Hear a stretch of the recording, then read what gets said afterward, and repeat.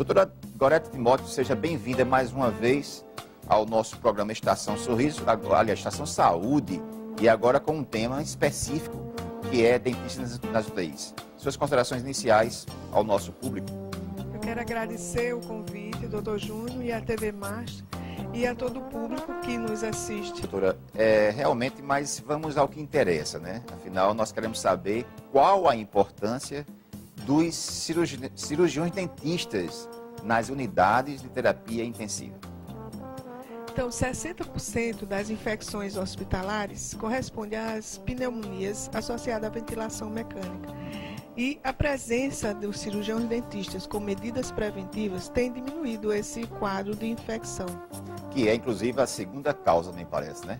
De infecção. É a segunda maior causa das infecções respiratórias.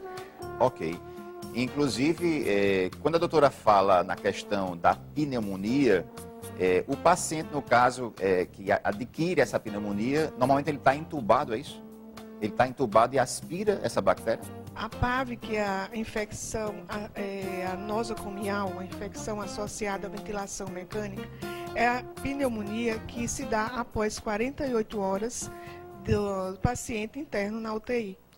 Ok. Inclusive, dados, volto a dizer novamente, se você quiser conhecer mais esse trabalho dos dentistas nas UTIs, né, que é uma realidade hoje na Paraíba e também em todo o Brasil. E tem dados aqui na internet que fala que diminui em 30% as infecções, só o fato de ter a presença desse profissional executando os procedimentos básicos. Agora, doutora, o que se percebe aqui, por exemplo, aqui na Paraíba, eu não tenho um conhecimento de concreto, mas eu vejo já cirurgiões dentistas, colegas nossos, em alguns hospitais públicos, tanto da rede estadual como da rede municipal.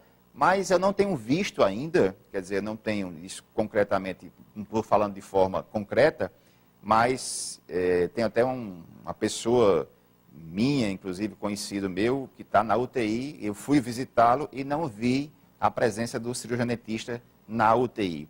Existe alguma lei hoje que regulariza tudo isso? Porque a gente vê isso nos hospitais públicos e não está vendo ainda nos hospitais privados. Finalmente, existe a lei ou não existe essa lei? Existe a lei RDC número 7 da Anvisa, que cuida de todos os procedimentos que são utilizados na UTI para o bem-estar do paciente. Então, realmente existe essa lei da Anvisa. Então, olha só, que bom, né? Agora você tem dentro das UTIs, a presença do cirurgião dentista. Estamos conversando aqui com a doutora Gorete Timóteo. Ela é da Odontocore, inclusive tem um telefone dela aí na tela. E está falando, ela é mestre em odontologia intensivista pela Sobrate. Inclusive, estamos falando aqui sobre essa presença, a importância do cirurgião dentista em UTIs. Você tem alguém na UTI? Percebeu que já existe cirurgião dentista na UTI? Pois é, os hospitais públicos da rede estadual e municipal, muitos deles aqui em João Pessoa, já têm o dentista na UTI. Agora, doutora,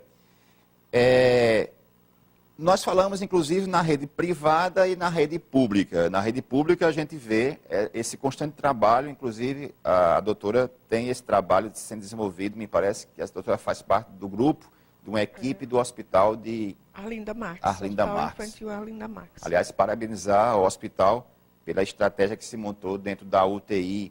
Mas é possível, doutora, se observar em um paciente, por exemplo, um paciente que não tem assistência, né? Muitas pessoas estão nos assistindo e tem um parente, um vizinho, alguém que está na UTI. O que se observa, né, no caso, em um paciente que não tem essa assistência? Então, a própria boca já é um lugar onde existem micro-organismos, bactérias, fungos. E se esse paciente não tem essa higiene bucal sistemática, vai haver uma proliferação desses micro-organismos. E no paciente que está na UTI, todas as funções desse paciente, do sistema estomatognático, eles estão alterados. Então, o paciente tem uma hipocialia, que é a diminuição do fluxo salivar, ele não consegue mastigar, não consegue falar, nem fazer a sua própria higiene. Então, a necessidade desse profissional, né, que faça essa higiene, esses procedimentos preventivos, para que esse paciente ele não chegue a ter outras infecções. Então, outras infecções na cavidade oral, como a candidíase, que vai gerar dor e limitar ainda mais esse paciente, né? Mais problemas para o paciente. Inclusive, a boca, na realidade, ela funciona como uma estufa, né? Mais ou menos uma coisa desse tipo assim. Vírus, né? Bactérias, fungos estão ali presentes. Então, imagine. Imagine você numa situação, né? Interrompendo um pouquinho aqui, só para as pessoas entenderem. Você escova seu dente manhã, tarde e noite. Tenta fazer isso e ficar sem escovar um dia. A sensação que você vai ter, né, se você não fizer essa higiene bucal. Imagina um paciente em UTI, né, altamente, vamos dizer assim, dependente das pessoas, da equipe, e não ter esse profissional. É como a doutora falou, você tem ali uma quantidade enorme de bactérias, milhares de bactérias, se multiplicando. Agora, doutora... Júnior, só acrescentando, sem contar que esse paciente está com um sistema imunológico deficiente. E, com certeza. Inclusive, houve um caso, doutora, só para lembrar, o caso, acho que foi Beto Carreiro, se eu não me engano, foi esse caso que levou a toda essa repercussão em todo o país. Ele teve um problema cardíaco e a origem desse problema se deu exatamente de uma bactéria que foi de origem bucal. E tudo isso levou, né, a se criar, inclusive, existe uma lei correndo também na Câmara dos Deputados, me parece, falando exatamente sobre isso. Então, houve necessidade de morrer uma pessoa famosa e, no entanto, foi uma simples bactéria que estava na boca. Porque existem pacientes que já vão para o hospital, eles já têm focos infecciosos, que vai funcionar como fatores de risco para essas doenças de ordem sistêmica. Exatamente. Inclusive, por mais que a saúde bucal, existe um projeto do governo federal, Brasil Sorridente. Aliás, parabenizar o governo federal por esse programa Brasil Sorridente. Mas tem se percebido que muitas pessoas, eu acho que inclusive a declaração poderá ser até sua, as condições de saúde bucal. Como é a condição de saúde bucal desses pacientes, por exemplo, que vêm do interior? A situação está sob controle ou não? Os pacientes, além de não ter uma consciência, né, do que é um procedimento de higiene bucal, eles vêm em condições precárias, né, a saúde geral, né, do paciente. E principalmente esses que vêm do interior. Doutora, é possível agora a gente bater um papo assim, para que a colega fale assim, de forma resumida, como se dá essa atuação, né? Porque muitas pessoas nem têm conhecimento, né, que há essa presença do dentista na UTI, é fundamental, né? Não conhecia a história do Beto Carreiro. Eu volto a insistir, se vocês querem ter conhecimento, entre na internet, coloque lá dentistas intensivistas, coloque dentista na UTI, tudo isso você vai conhecer melhor. Mas, de forma resumida, como se dá essa atuação dos profissionais? Então, nós fazemos, além das medidas preventivas, nós fazemos parte dessa equipe, nós temos também medidas de diagnóstico, nós podemos contribuir para fechar diagnósticos. Também podemos fazer outras medidas quando são solicitadas pela própria equipe, pelo médico.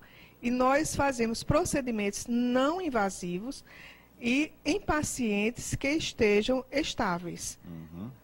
E, inclusive, doutora, os órgãos, me parece, os órgãos vitais para uma bactéria dessa é o pulmão e o coração. Não é isso mesmo? Isso. Ou seja, e vocês controlam o que exatamente? O que é que tem na boca ali que vai ser controlado? É um chamado biofilme. E o que é o biofilme nesse caso? São acúmulo, né, dos micro-organismos em todas as estruturas da cavidade oral. Mas é só no dente, não? Não. Na língua, né, na mucosa, em todo o ambiente da cavidade oral. Ok. Na região da orofaringe também. Pois não.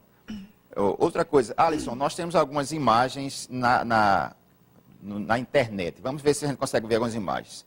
Bem, aí nós estamos vendo exatamente uma das colegas atuando em UTI. No caso aí, doutora, esse procedimento básico que ela está fazendo, normalmente, como é esse procedimento? Esse procedimento ele usa que tipo de produto? Nós podemos usar a clorexidina, mas também nós podemos fazer alguns procedimentos, por exemplo, pacientes que têm problemas de sequelas neurológicas, que apresentam as superfícies dentárias pontiagudas. Nós podemos fazer um desgaste, são procedimentos simples e rápidos, desde que seja também autorizado pelo próprio médico. A gente vê aí uma imagem exatamente em UTI, a gente vê que é um senhor de uma certa idade e esses procedimentos são feitos hoje já em UTI pelo cirurgião dentista. No caso, eu percebo também que há um cuidado especial na questão da biossegurança, não é isso? Isso. Nós seguimos todos os padrões? Todos os padrões da UTI, né, doutora, pronto, aí está. Aí é aquela conversa que nós estávamos falando a respeito do biofilme, né? Essas aí são as bactérias, essas milhares delas. Quer dizer que uma criaturinha dessa aí, entrando no sangue e indo para um coração ou pulmão, a coisa fica complicada. Então, o paciente que está na UTI, ele fica muito tempo com a boca aberta. E essas bactérias, esses micro-organismos, eles podem ser aspirados e também eles podem seguir uma disseminação pela corrente sanguínea. Aliás, doutor, inclusive existe um filme na internet, se você quiser acessar, chama-se Corpo Saudável. Você entra na internet, no Google, bota Boca Saudável Vídeos, que vai mostrar exatamente isso que a doutora acabou de falar. Ou seja, uma bactéria dessa penetrar na corrente sanguínea e realmente chegar no coração. Doutora, nós estamos vendo aí, eu queria que o pessoal de casa não se assustasse, isso aí não é sangue, isso aí na realidade é um revelador, não é isso? Isso, é a evidenciação de placa bacteriana. Explica aí, essa tintura é uma tintura que se usa para que exatamente? Para que o paciente ele consiga ver mais claramente onde está toda a impregnação do biofilme. Esse aí é o biofilme, é isso que vocês controlam exatamente para que isso aí não se multiplique. No caso, doutora, se, por exemplo, de quanto em quanto tempo se dá esse controle dentro da UTI? A cada 4, 5, como é isso? Horas? Depende de cada paciente. Depende da quantidade do biofilme. Então, o cirurgião dentista ele vai determinar à medida que ele faz o exame da cavidade oral.